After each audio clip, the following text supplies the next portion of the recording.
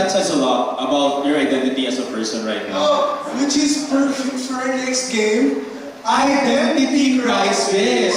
Okay, so for identity crisis, we need Noah, Roby, and Zach. Please come forward to the stage. Okay.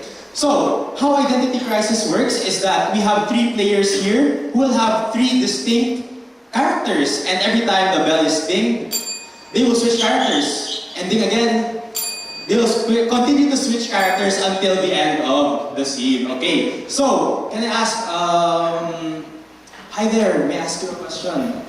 How are you today? How are you feeling today? I'm feeling very neutral. Very neutral. What made you feel very neutral about today? I did some requirements and I was happy, but the requirements were kind of there. But then I was sad then happy, so like average is out to neutral.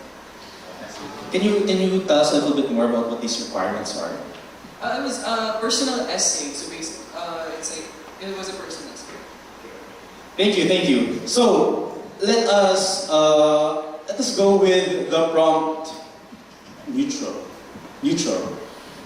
Okay, so this is identity crisis with neutral.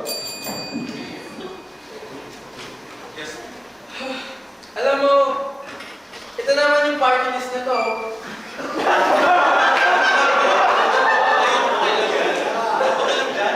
Why? Ikaw ba, what's your stance? Kuya, I need to learn your stance kasi syempre, like, I'm about to vote soon. And I don't know anything about anything.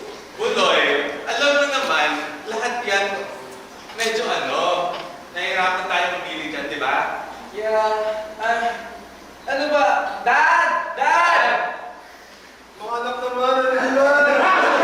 Dad, ano gusto nyo sa party list na to? Party list na to? Oo. Parang...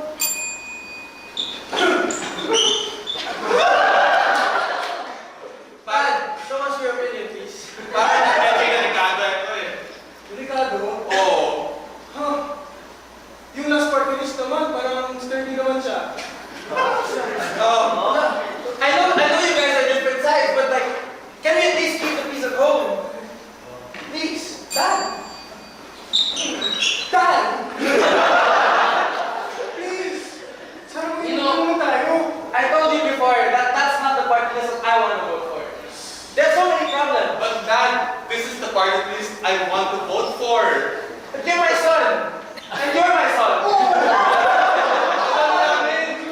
So you have to follow me! Tandoy. Ano ba? This kind of fragile... It's kind of fragile. That's Dad! This kind of party. We're not like that. We're not like that. We're in the new age. We're more... We're more stable. Ano ba, Grayson? Ha? Oo. Ako yung papa dito! Wala kayong pangirihan dito! Dad, will you say all of these things if Lolo was still alive? It's 2 against 1. You know, what if I called your mom, huh? Huh? Mr. Wag! Ano gagawin niyo? Ito na. Ito ang boto nyo, ha? Dad. We can talk this out. Please. We can knock this out! But Kuya, I Bilisan wanna... nyo. Bago punta ba nanay nyo? Can you please explain first, but without